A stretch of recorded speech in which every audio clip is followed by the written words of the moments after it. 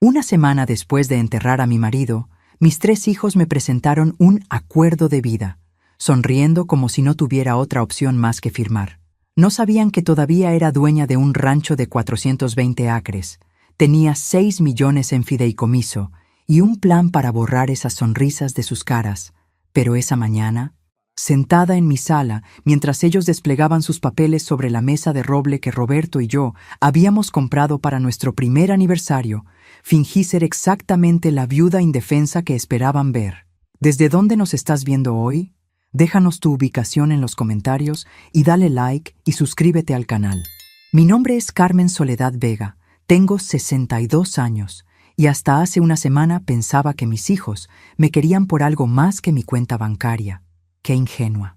El funeral de Roberto había sido el martes, elegante y lleno de llantos que ahora me preguntaba si habían sido sinceros. Para el miércoles ya estaban revisando papeles en el estudio de su padre. Para el viernes tenían una propuesta que querían discutir conmigo. «Mamá», comenzó Diego, mi hijo mayor, ajustándose la corbata cara que sin duda había comprado esperando una herencia jugosa. Como abogado corporativo, tenía esa manera de hablar que hacía que todo sonara legal e inevitable. «Esperanza, Mateo y yo hemos estado hablando sobre tu situación, mi situación, como si hubiera contraído una enfermedad terminal en lugar de quedarme viuda después de 40 años de matrimonio. Entendemos que esto debe ser abrumador para ti», continuó Esperanza, mi hija única, alisándose el vestido negro de diseñador que costaba más que la pensión mensual de la mayoría de las viudas. Siempre había sido la más dramática de los 3, pero aparentemente también la más calculadora.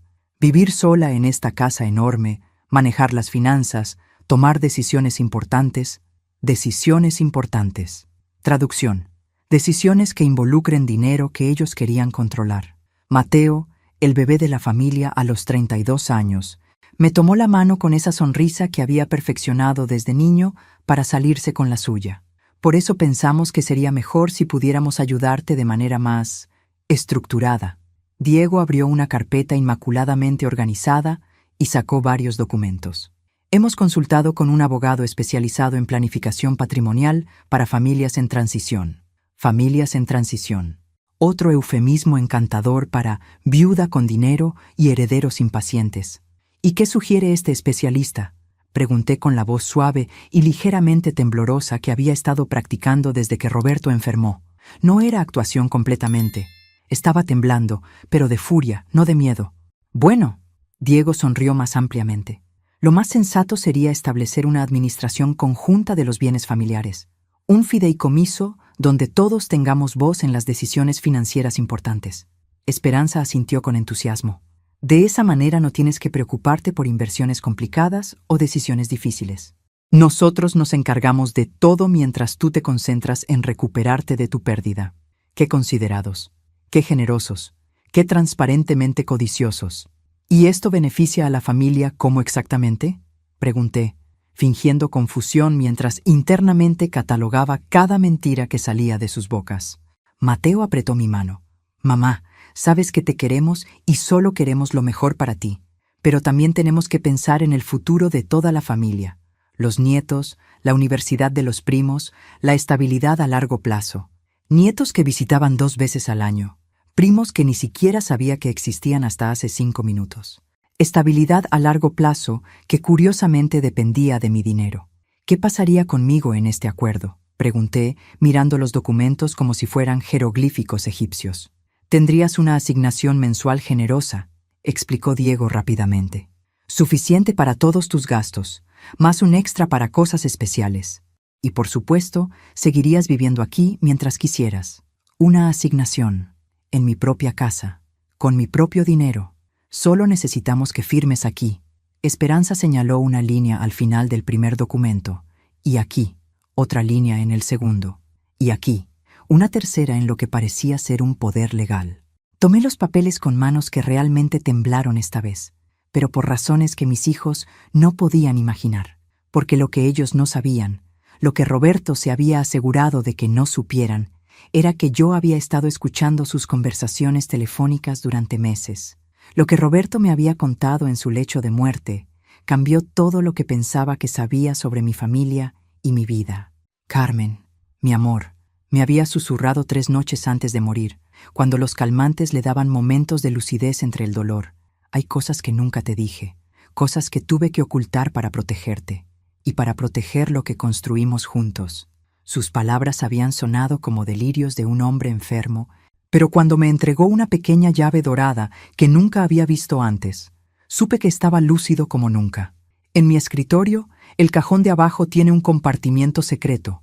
Todo está ahí, todo lo que necesitas saber. Esa misma noche, después de que los enfermeros se fueron y la casa quedó en silencio, había encontrado ese compartimiento. Dentro había documentos que revelaban un Roberto que nunca conocí, meticuloso, previsor y aparentemente muy consciente de la naturaleza real de nuestros hijos. Había grabaciones de conversaciones telefónicas que databan de hace 2 años, cuando Roberto fue diagnosticado por primera vez. Conversaciones donde Diego discutía con su esposa sobre acelerar el proceso para acceder a la herencia. Conversaciones donde Esperanza calculaba cuánto podría obtener si mamá necesitara cuidado especializado en algún lugar más económico. Conversaciones donde Mateo hablaba con un amigo sobre convencer a los viejos de que necesitan ayuda para manejar su dinero. Roberto había documentado todo: fechas, horas, transcripciones completas. Mi marido, el hombre que pensé que era un simple contador retirado, había resultado ser un estratega magistral. Pero las grabaciones eran solo el comienzo. También había copias de documentos financieros que no sabía que existían. El rancho en Michoacán que Roberto había heredado de su tío y puesto a mi nombre sin decírmelo. Una cuenta de inversiones en el Banco de América que había crecido silenciosamente durante 15 años. Y el fideicomiso, esos 6 millones que había estado acumulando desde el nacimiento de cada nieto, protegido por una estructura legal tan compleja que tomaría años desenredarla si es que se podía. Te dejé todo a ti, decía una carta escrita en su letra temblorosa, porque eres la única que nunca me pidió nada, porque me amaste cuando no tenía nada y me seguiste amando cuando tuve más de lo que jamás soñé. Nuestros hijos se convirtieron en extraños en algún momento, Carmen, no sé cuándo exactamente, pero dejaron de ser los niños que criamos y se volvieron otras personas. Había estado llorando cuando leí esa carta, pero ahora, sentada frente a mis 3 niños con sus documentos y sus sonrisas falsas, no sentía tristeza. Sentía una furia fría y calculadora que nunca había experimentado antes. «Mamá», la voz de Esperanza me sacó de mis recuerdos. «¿Estás bien? Te ves un poco pálida». «Solo estoy pensando», respondí, fingiendo fragilidad mientras internamente afilaba mis garras. «Es mucho que procesar». Roberto se encargaba de todo esto, ¿saben? Exactamente por eso necesitas nuestra ayuda, dijo Mateo, con esa voz condescendiente que usaba cuando pensaba que estaba siendo especialmente encantador. Papá te protegía de todas estas complicaciones, pero ahora que él no está, papá te protegía. Como si yo hubiera sido una inválida mental durante 4 décadas en lugar de la mujer que había administrado un hogar, criado 3 hijos y trabajado tiempo parcial como secretaria contable durante 20 años. ¿Han consultado esto con algún abogado independiente?, pregunté, porque quería ver qué tan preparados estaban para resistencia. Diego intercambió una mirada rápida con sus hermanos. «Mamá, el abogado que consultamos es absolutamente independiente.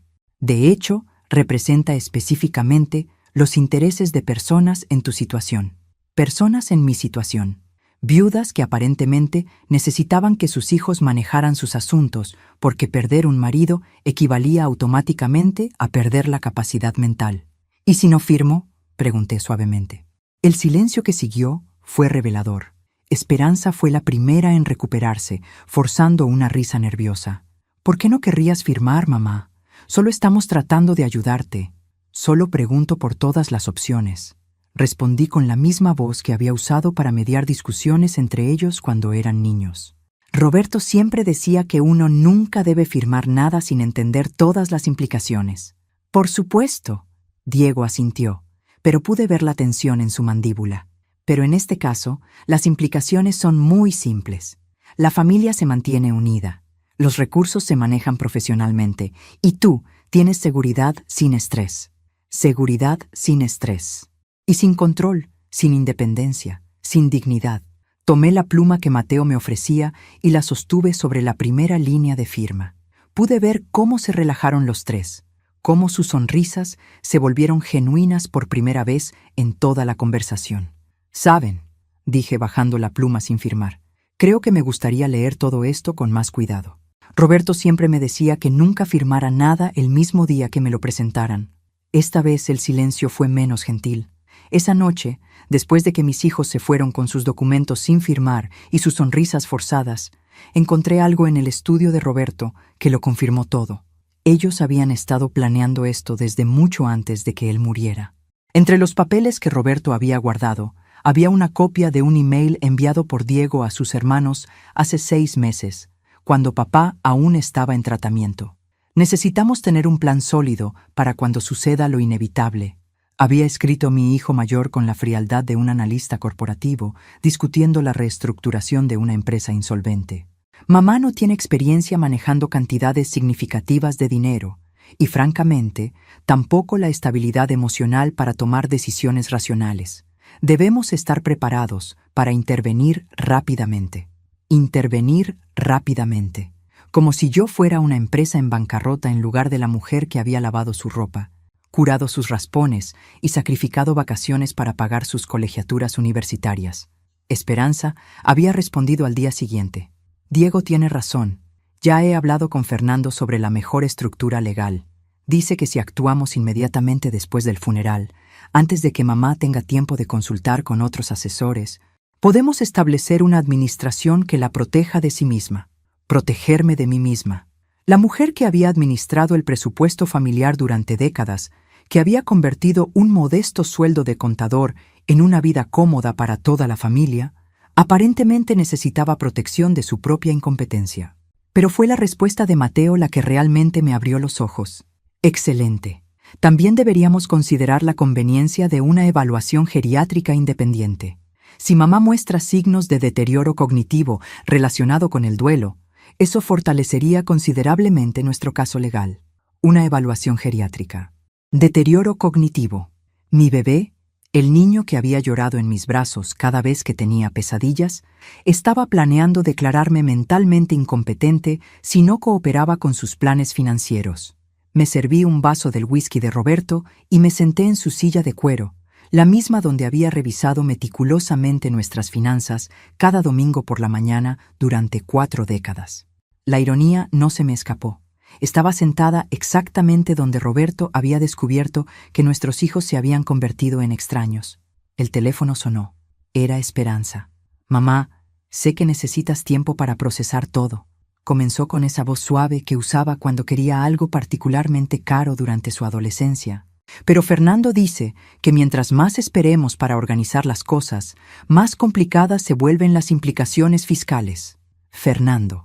El abogado que representaba específicamente mis intereses, pero que curiosamente solo había hablado con mis hijos. ¿Implicaciones fiscales?, pregunté, fingiendo preocupación. Bueno, sin una estructura adecuada, el gobierno puede reclamar una porción significativa de la herencia.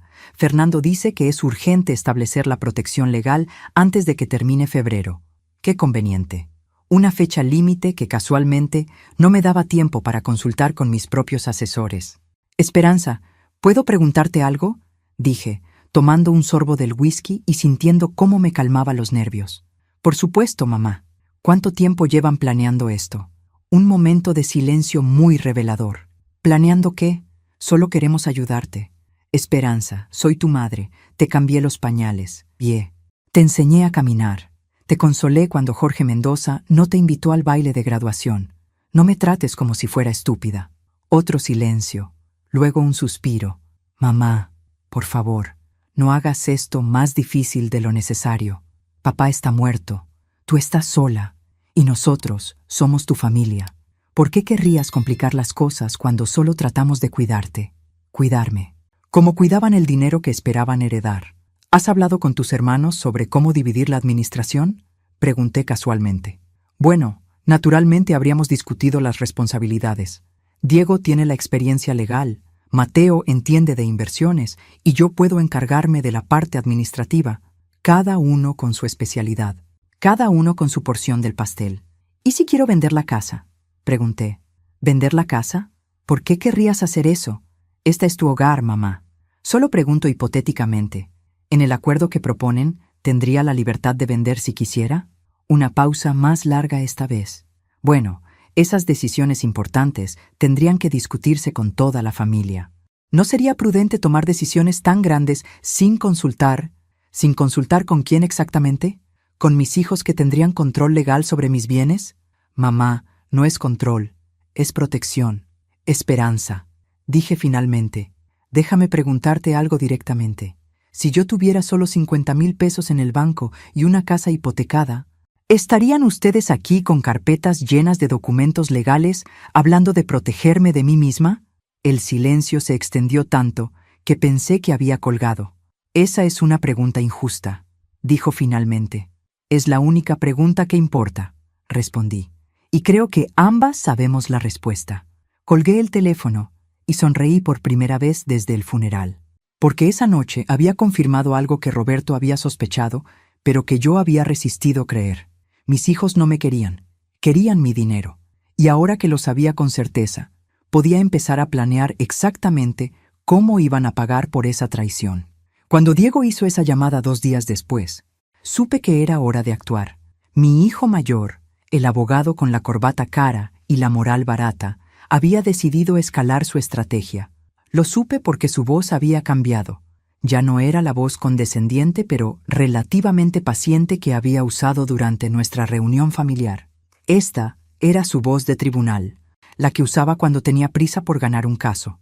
«Mamá, necesitamos hablar seriamente», comenzó sin siquiera saludar. «He estado revisando los documentos de papá y hay algunas inconsistencias que me preocupan». Inconsistencias. Qué palabra tan elegante para describir el hecho de que no había encontrado todo el dinero que esperaba encontrar. ¿Qué tipo de inconsistencias?, pregunté, acomodándome en la cocina con una taza de café y la satisfacción de saber exactamente qué lo tenía frustrado. Bueno, las cuentas que encontré no coinciden con lo que esperaríamos basándonos en los ingresos de papá durante sus años de trabajo. Faltan registros. Hay transferencias que no están documentadas apropiadamente. Por supuesto que faltaban registros. Roberto había sido muy cuidadoso de mantener ciertos activos completamente separados de las finanzas familiares regulares. Pero yo no iba a facilitarle esa información a Diego, especialmente no cuando él claramente había estado husmeando en documentos privados sin mi permiso. Roberto manejaba todas las finanzas, dije inocentemente. Yo solo sabía de las cuentas del día a día. Mamá, eso es exactamente el problema. Sin un entendimiento completo de la situación financiera, no podemos proteger adecuadamente los activos familiares. Necesito que me des acceso a todas las cajas de seguridad, todas las cuentas, todos los documentos de inversión. Todos. ¡Qué ambicioso! ¿No deberían estar todos los documentos importantes en el archivo de Roberto?, pregunté, fingiendo confusión mientras internamente disfrutaba su creciente desesperación. Los que encontré son incompletos.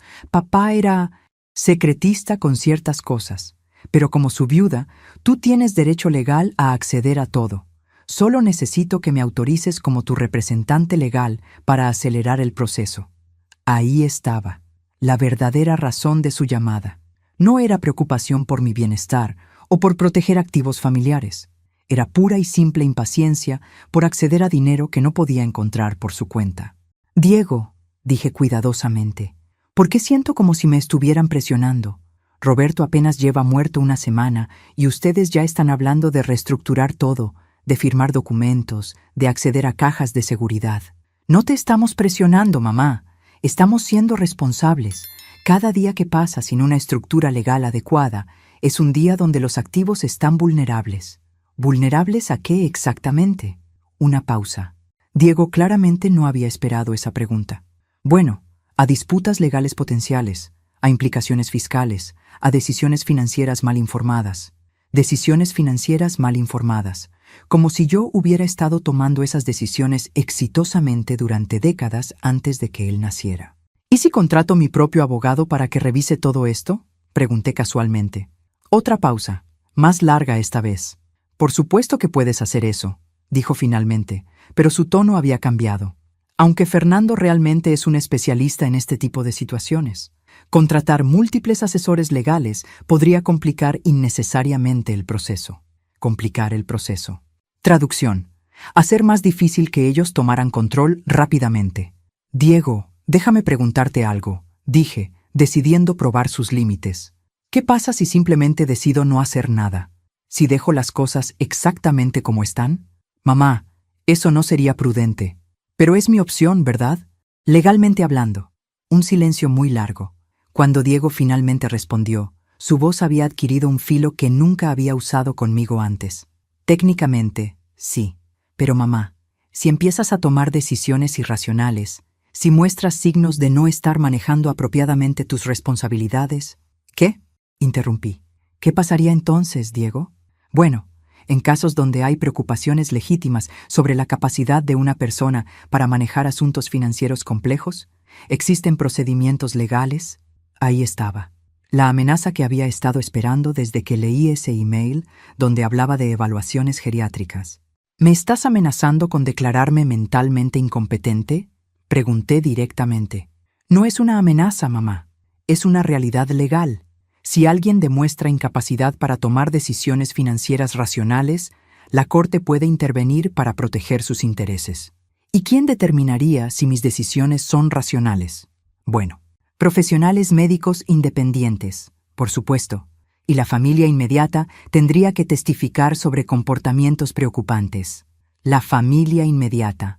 Mis 3 hijos adorables que testificarían sobre mis comportamientos preocupantes si no les entregaba voluntariamente el control de mi dinero. Entiendo, dije suavemente. Gracias por aclarar mi situación legal, Diego. Mamá, no tiene que ser así. Si simplemente cooperas con el plan que propusimos, lo pensaré, dije, y colgué. Me quedé sentada en mi cocina, sintiendo una mezcla de furia y tristeza que no había experimentado desde que Roberto me contó sobre su diagnóstico terminal. Mis hijos habían revelado completamente sus cartas. No era solo codicia, era coerción. No era solo impaciencia, era extorsión emocional con respaldo legal. Pero lo que ellos no sabían era que yo también tenía cartas, y estaba a punto de empezar a jugarlas. Los 6 millones en fideicomiso eran solo el comienzo de lo que Roberto me había dejado, pero esa tarde decidí que ya era hora de revelar el primer secreto que cambiaría completamente la dinámica de este juego. Llamé a Diego y le dije que quería discutir una preocupación específica sobre la propuesta de ellos. Su entusiasmo fue palpable. Claramente pensó que me estaba rindiendo. «Mamá, me alegra que hayas llamado», dijo con esa voz que usaba cuando estaba a punto de cerrar un trato importante. «Fernando puede reunirse con nosotros mañana si quieres acelerar el proceso». «En realidad», dije calmadamente, «prefiero que nos reunamos aquí, en la casa, los 4 solos». Una pausa ligera. ¿Los 4 solos? ¿Sin Fernando? Tengo algunas preguntas sobre los documentos que quiero discutir en familia primero, expliqué, sabiendo que no podría resistir la oportunidad de presionarme sin testigos profesionales presentes. A las 2 de la tarde del siguiente día, mis 3 hijos estaban sentados en la misma sala donde una semana antes me habían presentado su acuerdo de vida. Esta vez, sin embargo, yo tenía mi propia carpeta preparada. «Gracias por venir», comencé, notando cómo intercambiaron miradas esperanzadas. Claramente habían interpretado esta reunión como mi rendición. «He estado pensando mucho sobre lo que propusieron. Esperamos que hayas llegado a la conclusión de que realmente es lo mejor para todos», dijo Esperanza, ajustando su brazalete de oro como si ya estuviera celebrando. «He llegado a varias conclusiones», dije, abriendo mi carpeta. «Pero primero quiero entender algo. En su propuesta de fideicomiso familiar, ustedes asumieron que conocían todos los activos que Roberto y yo poseíamos». «Bueno, basándonos en los documentos que encontramos», comenzó Diego. «Los documentos que encontraron», lo interrumpí suavemente, «representan aproximadamente el 15% de nuestros activos totales». El silencio que siguió fue absoluto. Pude ver cómo procesaban esa información, cómo sus cerebros recalculaban instantáneamente las cifras que habían estado manejando. Mateo fue el primero en recuperar la voz. «¿15%? Mamá, ¿de qué estás hablando?» Saqué el primer documento de mi carpeta, las escrituras del rancho en Michoacán. Roberto heredó 420 acres de tierra agrícola de su tío Esteban hace 10 años. La propiedad está completamente a mi nombre desde 2019. Esperanza tomó los papeles con manos ligeramente temblorosas. ¿Cuánto vale esto? La última evaluación fue hace 6 meses. Aproximadamente 3.8 millones de pesos, pero con el desarrollo de la zona turística cercana, probablemente más ahora. Diego me arrancó los documentos de las manos, escaneándolos rápidamente. ¿Por qué papá nunca mencionó esto? Roberto mencionó muchas cosas que ustedes nunca escucharon. Respondí. Porque estaban demasiado ocupados esperando a que él muriera para acceder a su dinero. Eso es injusto, protestó Mateo, pero su indignación sonaba automática. Estaba demasiado ocupado calculando cifras. ¿Injusto? Repetí. Déjenme mostrarles lo que es injusto. Saqué el segundo documento. Los estados de cuenta del fideicomiso. Roberto estableció un fideicomiso educativo para sus nietos en 2018. El principal es intocable durante 5 años después de su muerte, pero genera aproximadamente 240,000 pesos anuales en intereses. ¿6 millones? Susurró Esperanza, leyendo la cifra total. 6 millones que están específicamente protegidos de cualquier reclamación familiar, incluida la mía, confirmé. Roberto fue muy claro sobre eso. El dinero es para educación universitaria y posgrados de sus nietos, periodo. Diego estaba revisando frenéticamente los documentos. Pero como la beneficiaria principal del trust, no soy la beneficiaria principal. Lo interrumpí. Soy la administradora. Hay una diferencia legal considerable, como seguramente sabes. El color había abandonado las caras de mis 3 hijos. Sus cálculos mentales se estaban desmoronando en tiempo real. ¿Hay más?, preguntó Mateo con voz ronca. Sonreí por primera vez en una semana. Mucho más. Saqué el tercer documento, los estados de las cuentas de inversión offshore. Roberto fue muy conservador durante toda su vida, excepto en una cosa, las inversiones internacionales. Durante 15 años, transfirió sistemáticamente pequeñas cantidades a un portafolio diversificado administrado por una firma en Panamá. ¿Cuánto?, susurró Esperanza. Actualmente 2.4 millones de dólares americanos, dije casualmente, como si estuviera discutiendo el precio de los tomates. Diego se puso de pie bruscamente, caminando hacia la ventana. Esto es imposible. Papá era contador, no un magnate financiero. Roberto era un contador muy astuto que entendió algo que ustedes nunca aprendieron. Dije firmemente, que la riqueza real se construye pacientemente, silenciosamente, y se protege de personas que la ven como algo que merecen en lugar de algo que deben ganar. ¿Por qué nos cuentas esto ahora?, preguntó Mateo, y por primera vez desde que eran niños, pude escuchar miedo real en su voz. Porque quiero que entiendan exactamente qué están tratando de robarme, respondí. No soy una viuda confundida con una modesta cuenta de ahorros. Soy una mujer de 62 años con recursos considerables, educación financiera y ahora, gracias a sus acciones de esta semana, una comprensión muy clara de quiénes son realmente. Me puse de pie, cerrando mi carpeta.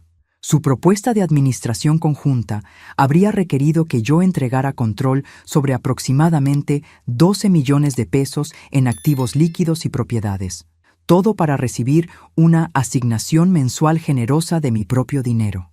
El silencio se extendió hasta que Esperanza finalmente preguntó, ¿qué vas a hacer? Eso, dije caminando hacia la puerta, depende enteramente de lo que ustedes hagan ahora. Los dejé sentados en mi sala, con sus documentos inútiles y sus caras pálidas, contemplando la realidad de que la viuda indefensa que habían planeado explotar había resultado ser considerablemente más poderosa de lo que jamás imaginaron. Pero esto era solo la primera revelación. Todavía no sabían sobre las grabaciones. Después de mi revelación sobre los activos reales, esperaba que mis hijos se retiraran para reagruparse. Lo que no esperaba era que al día siguiente apareciera en mi puerta una mujer elegante con un portafolio de cuero y una sonrisa que no llegaba a sus ojos.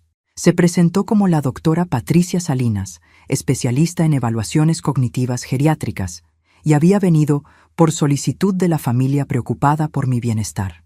Señora Vega, dijo con esa voz profesionalmente suave que usan los médicos cuando creen que estás loca, Entiendo que recientemente ha tomado algunas decisiones financieras que han causado preocupación a sus hijos. Ahí estaba. Diego había decidido jugar sucio más rápido de lo que había anticipado. Mis queridos hijos habían escalado directamente a la artillería pesada, una evaluación psicológica que podría usarse como evidencia de mi supuesta incapacidad mental. ¿Decisiones financieras?, pregunté, invitándola a pasar porque sabía que negarme solo fortalecería su caso. ¿Se refiere a no firmar documentos que me presentaron una semana después del funeral de mi esposo? Sus hijos están preocupados por algunos comportamientos inusuales, continuó la doctora, instalándose en mi sala como si fuera su consultorio. Aparentemente, ha hecho afirmaciones sobre activos financieros que no coinciden con los registros familiares conocidos. Afirmaciones sobre activos. Como si los documentos legales que les había mostrado fueran delirios de una mente senil. Doctora Salinas, dije calmadamente, ¿podría preguntarle quién está pagando por esta evaluación? Eso es confidencial entre el cliente y mi práctica, respondió, pero el ligero rubor en sus mejillas me dio la respuesta. Por supuesto, sonreí. Y supongo que sus hijos le proporcionaron información sobre mi comportamiento supuestamente preocupante.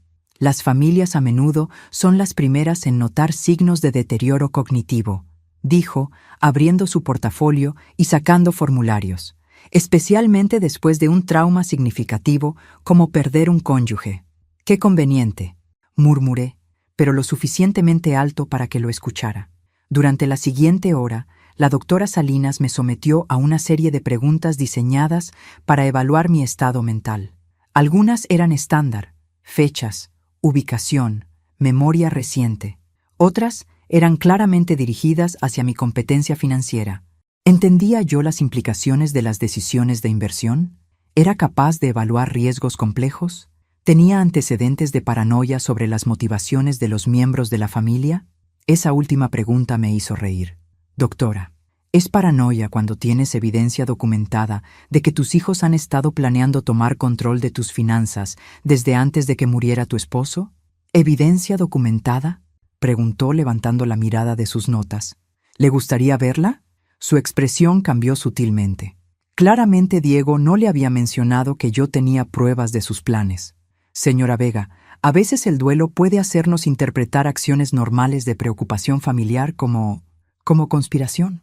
Terminé por ella. Sí, eso es lo que mi hijo espera que usted determine. Me levanté y fui al estudio de Roberto, regresando con una de las grabaciones que él había documentado. La puse en mi viejo reproductor de cassette, un regalo que Diego me había dado años atrás porque era más fácil de usar que un reproductor digital moderno. La voz de Diego llenó la habitación. Necesitamos tener un plan sólido para cuando suceda lo inevitable. Mamá no tiene experiencia manejando cantidades significativas de dinero y, francamente, tampoco la estabilidad emocional para tomar decisiones racionales. La doctora Salinas se quedó inmóvil. Su pluma se detuvo a medio camino de sus notas. Esto fue grabado hace 6 meses, expliqué tranquilamente, cuando Roberto aún estaba vivo y en tratamiento. ¿Le parece que mis preocupaciones sobre las motivaciones de mis hijos son producto del deterioro cognitivo? Siguió la voz de Esperanza. Ya he hablado con Fernando sobre la mejor estructura legal. Dice que si actuamos inmediatamente después del funeral, antes de que mamá tenga tiempo de consultar con otros asesores, podemos establecer una administración que la proteja de sí misma. La doctora cerró su portafolio. Señora Vega, creo que hay factores en esta situación que no me fueron comunicados completamente, como el hecho de que mis hijos la contrataron para encontrar evidencia de mi incompetencia mental después de que me negué a firmar documentos que les darían control sobre millones de pesos. Se puso de pie, claramente incómoda. Voy a necesitar revisar los parámetros de esta evaluación con las partes que la solicitaron. Doctora, dije mientras la acompañaba a la puerta, permítame sugerirle algo. Antes de completar cualquier evaluación, quizás debería preguntarse si realmente está aquí para evaluar mi salud mental o para proporcionar justificación profesional para lo que esencialmente es un robo familiar.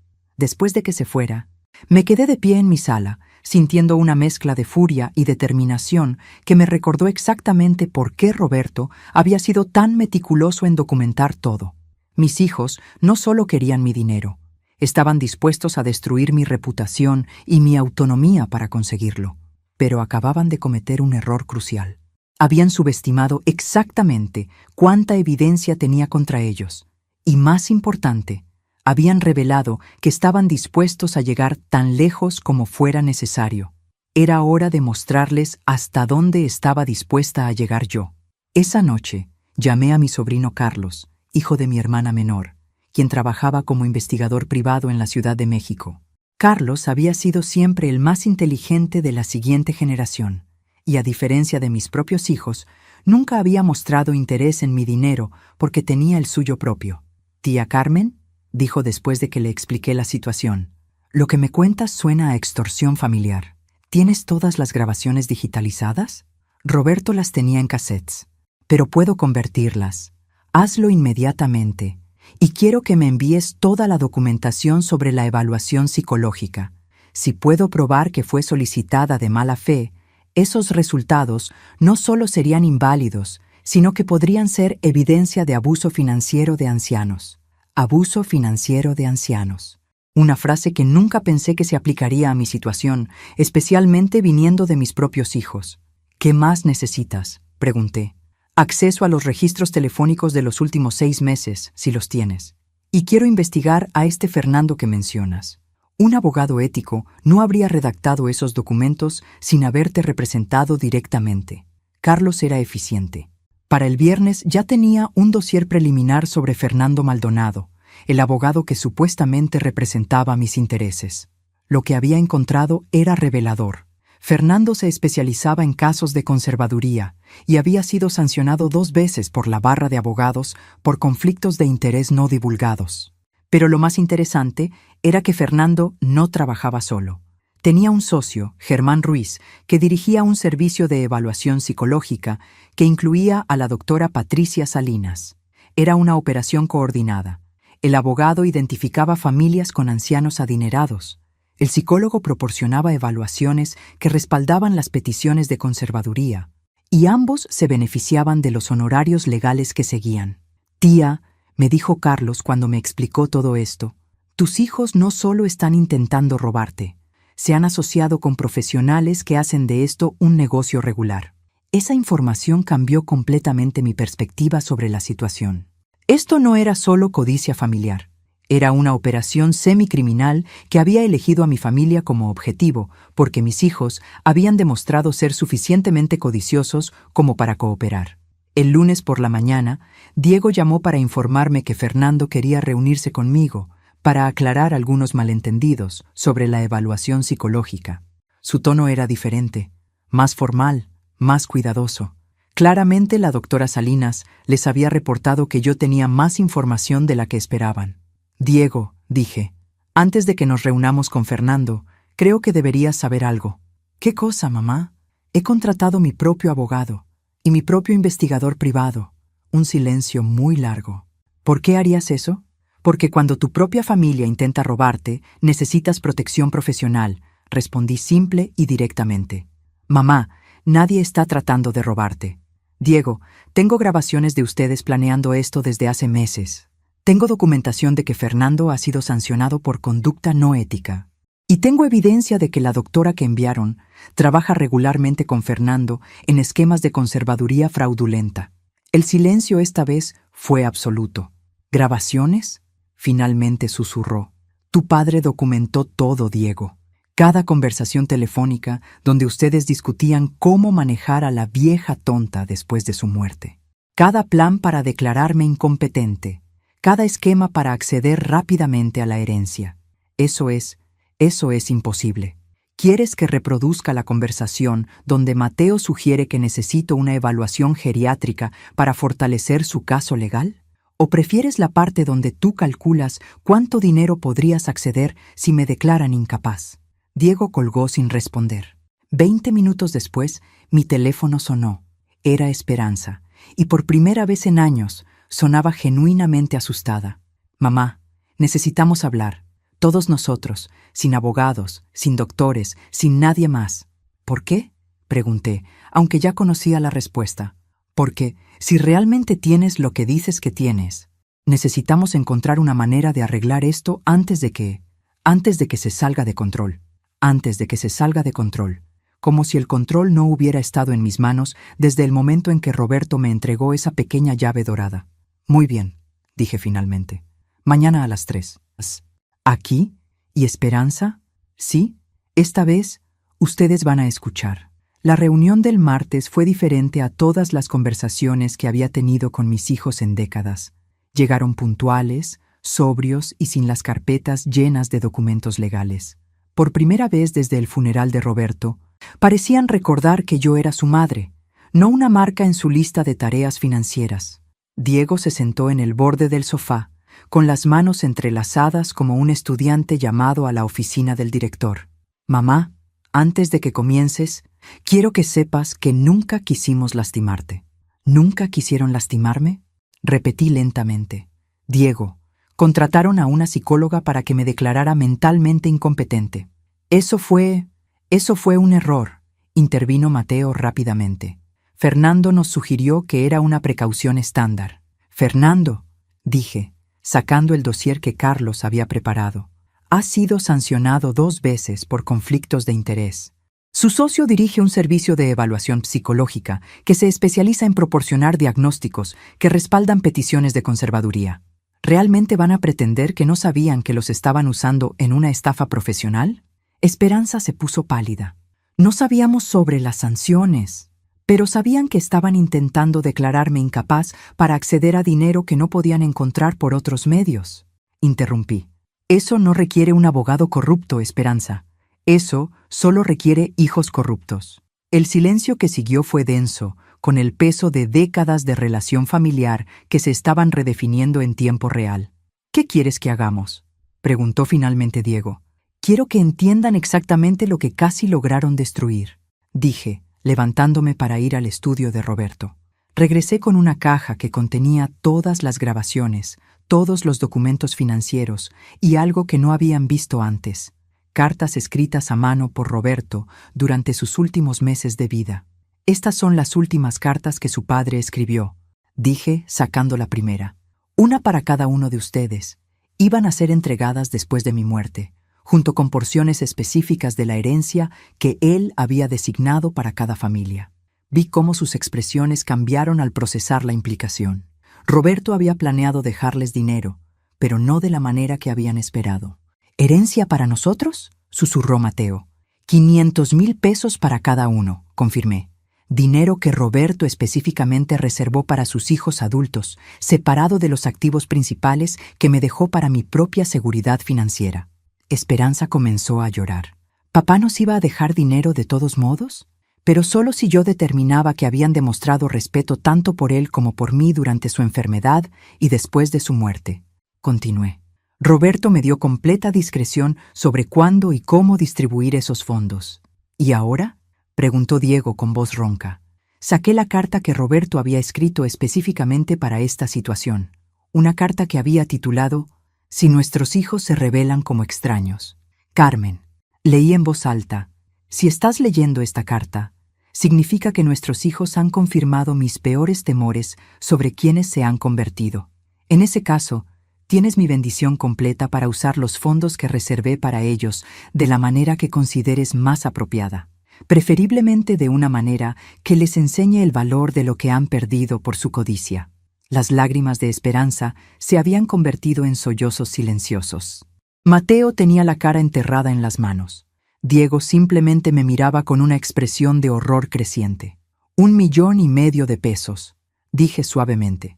Suficiente para pagar las deudas universitarias de todos mis nietos, establecer fondos educativos para mis bisnietos, o simplemente donar todo a causas benéficas en memoria de Roberto. ¿Hay alguna manera de que puedas perdonarnos?, preguntó Esperanza entre sollozos. No lo sé, respondí honestamente. Esa es una pregunta que no puedo responder hoy, o mañana, o tal vez nunca. Me senté frente a ellos, viendo realmente a mis hijos por primera vez en años. No como los adultos exitosos que pretendían ser, sino como las personas asustadas y codiciosas en las que se habían convertido. Pero puedo decirles esto, continué. Fernando y su socio van a enfrentar cargos éticos por sus acciones en este caso. Carlos está presentando una queja formal con la barra de abogados y con la oficina del fiscal que investiga fraudes contra personas mayores. ¿Nos vas a demandar?, preguntó Diego. ¿Debería?, respondí. Ustedes conspiraron para robar mi autonomía financiera, contrataron profesionales corruptos para declararme incompetente y planearon todo esto mientras su padre se estaba muriendo. Lo siento, susurró Mateo. Dios mío, mamá, lo siento mucho. Lo sé, dije.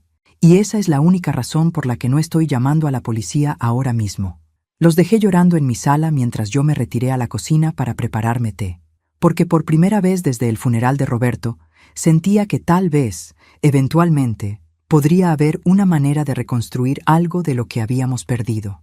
Pero eso dependía enteramente de lo que ellos eligieran hacer a continuación. 3 semanas después de lo que empecé a llamar la confesión, estaba preparando el desayuno cuando sonó el timbre. Era temprano, las 7 de la mañana, y no esperaba visitantes. A través de la mirilla vi a 2 oficiales de la Fiscalía especializada en delitos financieros, acompañados por Carlos. El corazón se me aceleró, pero no por miedo, por satisfacción. «Señora Vega», dijo el detective principal cuando abrí la puerta, «soy el inspector Morales. Entendemos que tiene información sobre un posible esquema de fraude financiero dirigido a personas mayores. Durante las siguientes 3 horas, les proporcioné toda la documentación que Roberto había recopilado, más lo que Carlos había investigado sobre Fernando Maldonado y su red de cómplices. Resultó que mi caso no era aislado. Fernando había estado operando este esquema durante al menos 5 años, dirigiéndose a familias adineradas donde los herederos adultos mostraban señales de impaciencia financiera. ¿Está dispuesta a testificar contra estos individuos?, preguntó el inspector Morales.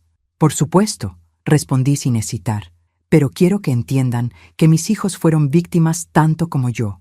Fueron manipulados por profesionales que se aprovecharon de su codicia, pero no creo que entendieran completamente las implicaciones legales de lo que estaban haciendo. El inspector tomó notas cuidadosamente. ¿Está diciendo que no quiere presentar cargos contra sus hijos? Estoy diciendo que quiero que los verdaderos criminales enfrenten justicia. Mis hijos ya han pagado un precio considerable por sus decisiones. Después de que se fueron los detectives, Carlos se quedó para hablar conmigo. Tía, Fernando fue arrestado esta mañana. La doctora Salinas también. Encontraron evidencia de al menos 12 casos similares en los últimos 3 años. ¿Y mis hijos? Están cooperando completamente con la investigación. De hecho, Diego proporcionó documentos adicionales que ni siquiera sabíamos que existían. Comunicaciones donde Fernando específicamente les aconsejó sobre cómo manejar la resistencia irracional de padres adinerados. Me senté en la mecedora de Roberto, procesando todo lo que había sucedido. En un mes, había pasado de ser una viuda supuestamente vulnerable a ser la pieza clave en el desmantelamiento de una red criminal.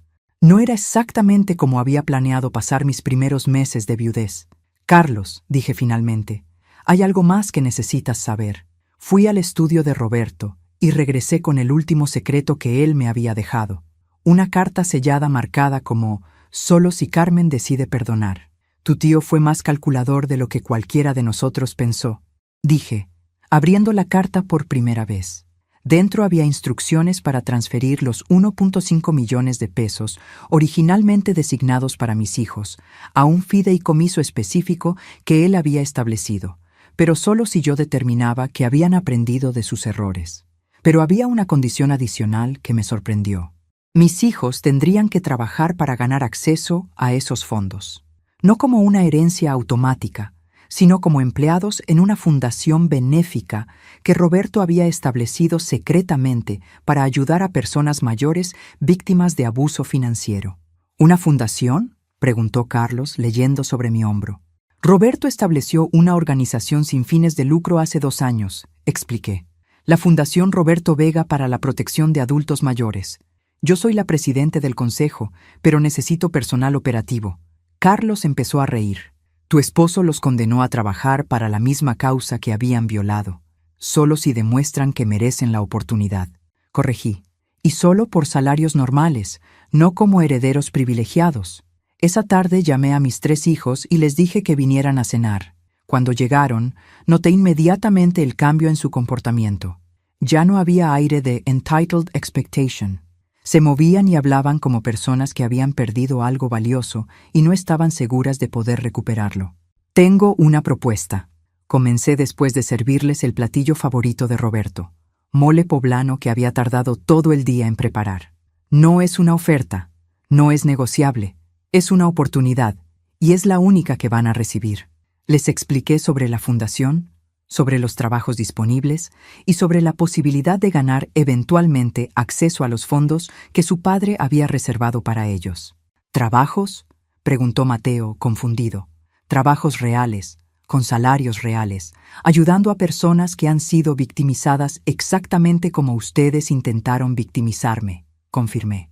Diego, tus habilidades legales serían útiles para procesar casos de abuso financiero. Esperanza, tus habilidades administrativas serían valiosas para coordinar servicios de apoyo. Mateo, tu comprensión de inversiones podría ayudar a víctimas a recuperar y proteger sus activos. ¿Y si decimos que no?, preguntó Diego. Entonces, los fondos van directamente a financiar la fundación, y ustedes siguen sus vidas sabiendo que rechazaron la única oportunidad de reparar el daño que causaron. Respondí simplemente. ¿Por cuánto tiempo?, preguntó Esperanza. Hasta que yo determine que han demostrado comprensión genuina de lo que casi destruyeron, dije. Podría ser 1 año, podrían ser 5 años, podría ser nunca. Depende enteramente de ustedes. Los 3 se miraron entre sí, comunicándose silenciosamente de la manera que lo habían hecho desde niños. ¿Cuándo empezamos?, preguntó Mateo finalmente. Y por primera vez desde el funeral de Roberto, sonreí con genuina felicidad. 1 año después, estoy sentada en el mismo lugar donde comenzó esta historia, pero todo ha cambiado. La Fundación Roberto Vega se ha convertido en una de las organizaciones más respetadas de la región para combatir el abuso financiero de adultos mayores. Hemos ayudado a más de 200 familias a resolver disputas patrimoniales, hemos procesado exitosamente 15 casos de fraude profesional y hemos establecido programas educativos en 12 estados. Mis hijos han trabajado, realmente trabajado. Diego ha demostrado ser un abogado formidable cuando defiende a víctimas en lugar de explotarlas. Ha ganado 3 casos importantes contra otros esquemas, como el de Fernando, y una revista legal nacional publicó un artículo sobre su conversión de corporativo a defensor de derechos civiles. Lo que no publicaron fue que trabaja por una fracción de lo que ganaba antes y que parece más feliz de lo que lo había visto en años. Esperanza ha encontrado su verdadera vocación coordinando servicios de apoyo para familias en crisis. La semana pasada me dijo que finalmente entendía la diferencia entre ayudar y controlar, entre proteger y poseer. Su matrimonio con Enrique, que había estado al borde del divorcio debido a sus obsesiones financieras, se ha fortalecido ahora que ella tiene un propósito que va más allá de acumular estatus. Mateo ha sorprendido a todos. Mi hijo menor, que siempre había sido el más superficial de los 3, resultó tener una habilidad natural para explicar conceptos financieros complejos a personas que habían sido intimidadas por la jerga bancaria. Desarrolló un programa de educación financiera que ahora usan otras organizaciones en todo el país, pero la transformación más profunda ha sido en nuestra relación familiar. Mis hijos me visitan ahora porque quieren estar aquí, no porque esperan algo de mí. Mis nietos vienen los fines de semana a escuchar historias sobre su abuelo Roberto, historias reales sobre el hombre que fue, no mitos sobre la fortuna que dejó. Esta mañana llegó una carta del banco en Panamá confirmando que las inversiones offshore de Roberto han crecido a $2.8 millones. También llegó una invitación para hablar en una conferencia internacional sobre prevención de abuso financiero a adultos mayores. Y llegó una llamada de mi nieta mayor, Carmen Elena, quien acaba de graduarse de la universidad con honores en trabajo social y quiere aplicar para una pasantía en la fundación. Abuela, me dijo por teléfono, quiero hacer lo que ustedes están haciendo, ayudar a familias como la nuestra que casi se destruyen por dinero. Familias como la nuestra. Qué manera perfecta de describir lo que habíamos sido y lo que nos hemos convertido. Esta tarde mis 3 hijos vienen a cenar para celebrar el primer aniversario de la fundación. También para discutir algo que propuse la semana pasada, la posibilidad de que comiencen a recibir una participación en los fondos que Roberto había reservado para ellos, no como herencia, sino como socios en la fundación que han ayudado a construir. ¿Estás segura, mamá?, me había preguntado Diego cuando se lo mencioné. Después de todo lo que hicimos, ¿están seguros ustedes de que han aprendido lo suficiente como para nunca volver a confundir el dinero con el amor?, le había respondido. Su silencio había sido respuesta suficiente. Mientras preparo la mesa para la cena, usando la vajilla buena que Roberto y yo compramos para nuestro primer aniversario, pienso en lo extrañas que son las vueltas de la vida. Un año atrás, estaba sentada en esta misma silla, viuda reciente, aparentemente vulnerable, escuchando a mis hijos planear cómo robarme mi autonomía y mi dignidad. Ahora soy presidenta de una fundación próspera, tengo más seguridad financiera de la que jamás había soñado, y mis hijos han encontrado propósito en reparar exactamente el tipo de daño que una vez intentaron causar. Roberto había sido más sabio de lo que cualquiera de nosotros había comprendido. No solo había protegido mi futuro financiero, había creado un camino para que nuestros hijos redescubrieran quiénes realmente querían ser cuando el dinero dejara de ser su motivación principal.